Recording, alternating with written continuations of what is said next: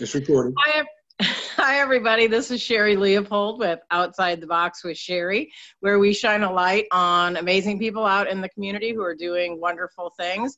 And today we have an awesome gentleman to share with you that is doing just that. And I'm very pleased to introduce you to Todd Moore Baker. And I'm excited because I'm going to let him tell you a little bit about himself and how we became acquainted and some of the amazing things that he is doing in his community. So Todd, take it away and tell us a little bit about yourself. Yes, it's my pleasure to do that too, Sherri. My name is Todd Moore Baker. I'm the executive director of New Day Ministries, a youth empowerment, community empowerment, nonprofit organization in Louisville, Kentucky. It's my goal and my pleasure, my vision and my mission to change the culture and break the cycle within these impoverished communities. They're called the 9 neighborhoods west of 9th Street. Through my personal experience in life, overcoming drugs, being a drug dealer, overcoming 26 and a half years in prison, overcoming being tried for the death penalty, overcoming all the ills that happen within these communities. The generational curse of selling drugs in my family, and praying on others to do the same. When you're able to overcome all those things, when you're able to ask the Lord God Almighty to help you to be part of the solution because you knew you were part of the problem, when you're able to be trained in those 6 different prisons over 26 and a half years by Christ to be part of the solution and to make a difference. I'm an acronym man, okay? So making a difference. I get mad at the situation, making a difference, all right? And because it's all about these youth and these young adults today. Yes. It's all about giving them hope because so many are despair, disenfranchised, hopeless, displaced, and they don't have no way for the future. But if we can look inside of ourselves, those who are with New Day Ministries and the others that we challenge to do the same, we can help turn around a generation that seems to be headed towards destruction and devastation. Yeah. That's what it's all about. Oh man, gosh, that's a mouthful, but so awesome. One of the things I love about what you said is, you know, you lived on the mean streets, you know exactly what you're walking back into it, and you're still walking back into it with courage and a better understanding that there is a different way, and you're allowing people to see how that different way has changed you. And I just love that you're passing that on to somebody else so they don't have to go through that 26 years of agony and go down those roads and make those choices, that there are different choices. I think sometimes we don't realize there are other options, but we just didn't see anybody that took those options around us. So we don't think there are any, except what is readily present in front of us. So I love that you're walking in your experience, not hiding it, not shying away from it, but actually sort of using it as a way to say, hey, we aren't that different, but I get to help you avoid some of the mistakes that I made. That is so true. And that is so true. You know, because I think a lot of, I mean, in that we talk about recidivism and things like that, and, you know, doing things to help people stay out of jail. But I believe that when you see somebody walking their talk, it's way easier to follow that person walking, you know, when they're walking their talk. You see, I've learned that, Sherri, firsthand, because I didn't see anybody doing it. You know, my great-grandfather was in prison, my grandfather, my father, my mother, my uncles, you know, everybody was in prison, okay? And that's a part of the generational curse in my family.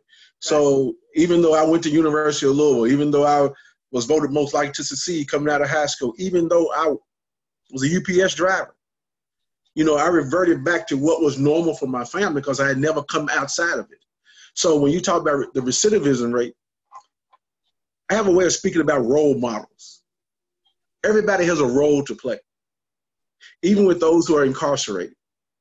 If they're not able to see somebody, visually see somebody, to come out and to soar and go to new heights, then they don't have a way, they don't have a track record. They don't have something to tangibly grab a hold of. And that's why right now I write back into prisons when they see me on the news or they see me in the newspaper. And it's a way of these men and women to say, hey, one of us made it out and look what he's doing. Right. So it's able to give hope. Hope is another acronym, HOPE, helping others pursue extraordinary lives. You have to give hope to communities. And community could be 2 people, 3 people, 1,000 people. You have to be willing to give hope to the people. Absolutely. And, you know, that's one of the things that we talked about previously is that, you know, it's not about whether you steer 30 people a different direction. I mean, that's fantastic. But each and every one that you stop going down that same road that you went down and learning the hard way is such a miraculous accomplishment, considering, as you just pointed out, it runs very deep, and generationally the path has been worn very, very clearly. Yes. That this is what we've all done. And I commend you for, you know, standing up and saying, you know what, not me. I'm not doing that. I'm not going down that road again. I've been there. Don't like the potatoes or whatever. I'm not going there. So, and just standing up and believing that you're worthy of more. That's what I think, you know, a big part of what I see you doing with what you're doing is really showing, you know, the young people and the people in those 9 neighborhoods that you're talking about is, listen, there is a different way. There's a better way. I'll show you, and I'm going to link arms with you, and I'm going to walk with you out of it, not just say, hey, look at me. I'm going to walk with you out of it. But you know something though, Sherri, I can easily take credit for what I do, but I really can't go there and take credit.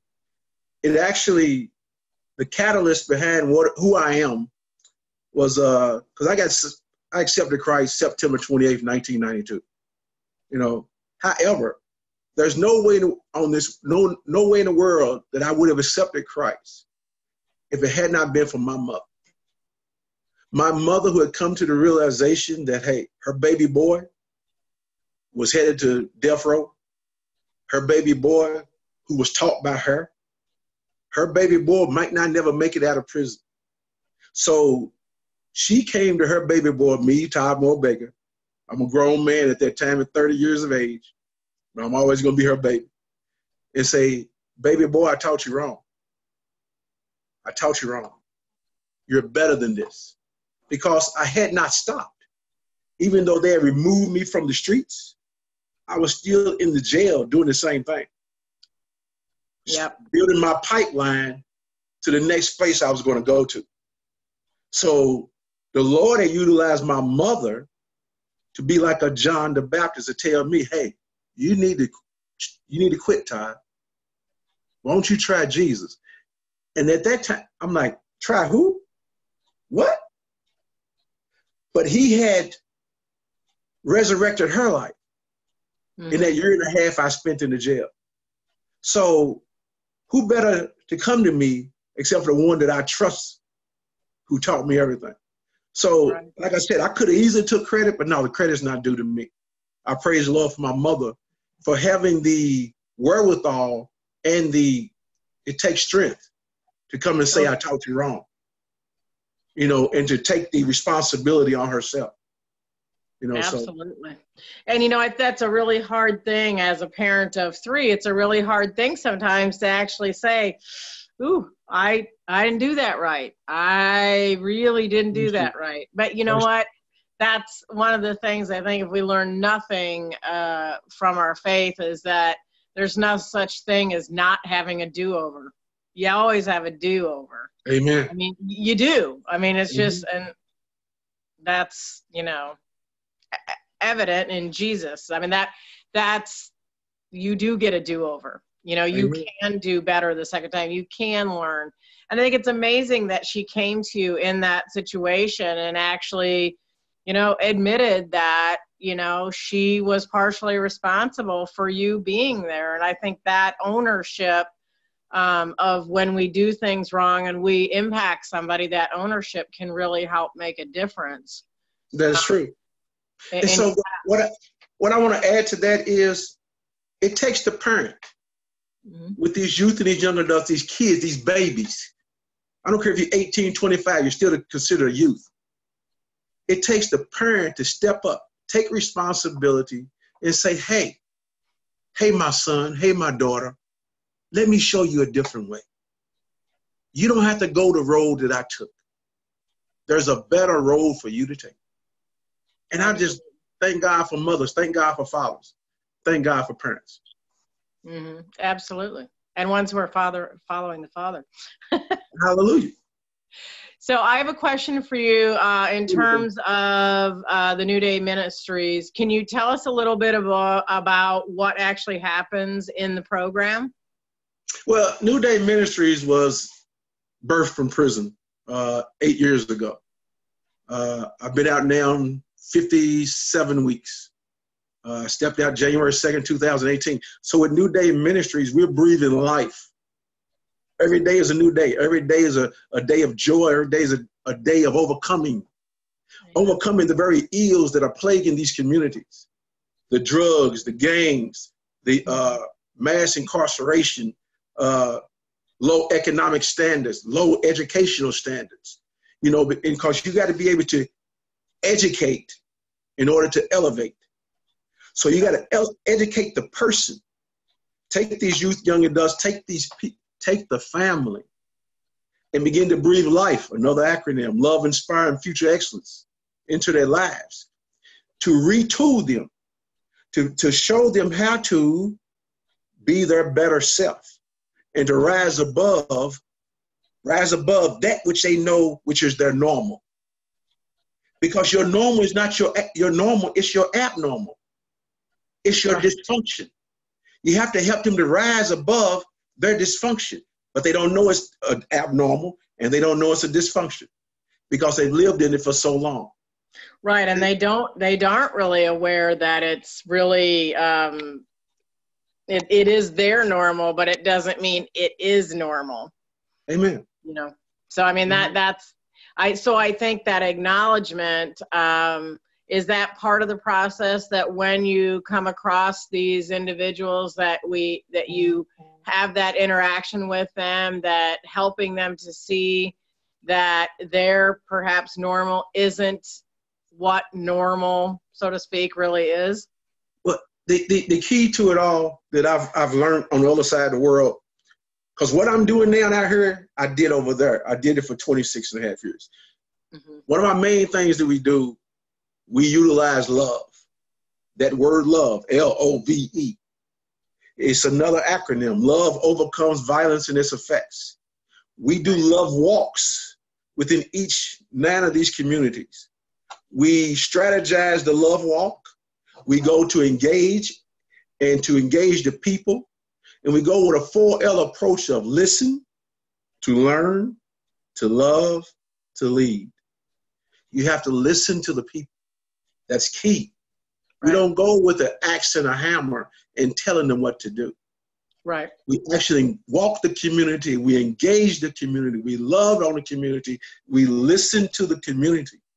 And while you're listening to learn from them. Right. And then after you learn them, it gives you an adequate way to be able to, a more informed way to love them. And then you receive a more informed way to love them. You already get away, because they will let you then lead them. We write down what they need. We take we seek to address their practical needs. You're not going to get a big screen TV. I'm not getting a Rolls Royce, okay? But your practical needs, we write them down and we address them. That is something that even government is not even doing. Government's not coming down. And you know what? That's as elemental as being able to go to sleep at night with knowing that there will not be a bullet come through the wall when you're in bed. I mean, it seems like probably preposterous for a lot of people watching, but elementally, that's a lot of the kinds of things that they're dealing with. So I love that you're like right there finding out what is that elemental need that we need to connect and find out what is it you really need. Because maybe the average person out in public isn't, around the world is not dealing with those same things. So exactly. while other people can sit and judge looking at that situation, they're also not living in it. That's right. That's right. Everybody's different. Everybody has struggles. Everybody has issues. Right. So it's getting into the listening to be able to learn and then love. Right. And being able to address some of those needs for them in order to really get in to love, to lead them. And then when you're leading them correctly, because they know when you are authentic or not, they know when you're playing a game. And then you go for the second part we do is a breaking the cycle tour event. After the love walk, 7 to 10 days, we do a breaking the cycle tour event where we lavish in love on the community. It's in a facility. The first one's out in public where you're doing a love walk engaging. The second one's inside of a building where you're doing a program, an event where you have speakers, you have singers, rappers, you have food, you just come to have a great time. Right. A great time in Christ. And all of that is to set up in each one of those 9 communities, the empowerment program. Your pain is our pain. You got to be able to be relatable with the people. Right. And if you're able to be relatable with them, you're able to show them and love them and lead them and let them soar in life. Right. Absolutely. I love what you're doing. So I know you have an initiative right now. So if you could share with us a little bit about how people can contact you to learn more about New Day Ministries, how they can support that, like your website, the different initiatives. If you could just kind of touch on that a little bit before we close. Yes. It'd be my pleasure to. You can go to our website, www.ndky.org. You can see us on Facebook, Twitter, LinkedIn, New Day Ministries. All right, I'm going to say it. I'm going to put it out there. You can call me directly. 502-975-6352. I'm a minister. People have problems. People have issues. People have dilemmas. And me being a minister of Christ, and he's brought me out to be a minister, my telephone number is not an issue at all. It's public. Right. So, and also, we're throwing out there, we just launched our GoFundMe campaign. New Day Ministries 2019 GoFundMe campaign. And for anybody like to come, you feel like you have $5 or $10 or $1, it can help us reach our goal to retool these communities with our programs and services, the ones that I just explained to you during this interview. Awesome. I love it. It's your faith in your feet on the ground. Amen. Amen. The hands and the feet of Jesus Christ.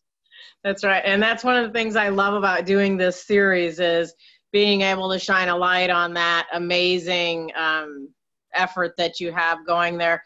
And you know what? Literally, as I said, if it's one person that chooses a different path, that's one of those generations that will change the next generations. And it's so important. Every single one. It isn't about, creating, everybody changing, because that would be unrealistic. That's right. But, it isn't about that. It's about keeping faithful and keeping to the mission of helping and allowing those people to come, into that mission and take a different path and say, I can show you the way. I did it. I've been there. And Amen. I love that you're doing that. Amen. And I'm so proud of the work that you're doing there. And I support you all the way. And I'm just so excited that you reached out to me and that we got to do this interview. And I hope people will follow you on those social medias, which will have the links, below, that they'll be able to reach out to you as well. And even if it's just to inspire the same type of movement in their community, because maybe they don't live in Louisville. I don't live in Louisville, but you know what? We all have those areas that we need improvement on, that we need to be able to help people break that cycle. And they all look different from place to place around the country. So, you know, using what you're doing, and maybe just somebody in leadership wants to, you know, communicate with you and say, well, how can I make this happen in my community? Because, you know, now we're locking arms around the country. Amen. Us all That's better. true. So I'm excited for you and all the amazing things that are going on. So thank you so much, Todd. Is there anything that you'd like to just have a final thought about? The final thought is everything that's going on, and when you talk about us linking arms one with another, and just because one part of the country may be different than another part of the country, everything that's going on is all grouped up and surrounded in sin. And in order to overcome sin, the scriptures say love overcomes a multitude of sins. So we're going to use the love that Christ has birthed in us, built in us, created, called, and chosen and within us to break the ice and the sin, and to help our youth and our young adults and our families to rise above. I want to thank you, Sherri, for the opportunity, for the interview. Thank you so much. Breathing life and yourself. I appreciate everything you're doing. So if you know somebody out there, or anyone watching knows somebody who's out in the community doing amazing things just like Todd and would love to be a guest on the show, feel free to reach out to me at Sherri Leopold, Dream Big with Sherri on Facebook, or you can email me at sherrileopold2@gmail.com. And I look forward to talking to you. And thanks again for another great episode of Outside the Box with Sherri. Thank you.